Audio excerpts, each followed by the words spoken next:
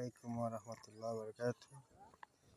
শাপলা বিল জাফলং জৈন্তা, এখানে খুব সুন্দর একটা শাপলা বিল দেখতেছেন। একটা পর্যটন, এখানে আসতে হলে সকাল ভোরে আসবেন 7টা, 7:30, 8টার দিকে এসে শাপলা বিলে ফুল ফুটান্ত পাবেন। যারাই আসেন না এই রসুটে আসবেন। দেখেন একটা পর্যটন, খুব সুন্দরই লাগতেছে, খুব ভালো। দেখেন ইন্ডিয়া কাছে, এই ইন্ডিয়ার বিএসআই বাসভবন একদম কাছে থেকে আপনারা দেখতে পারবেন। এই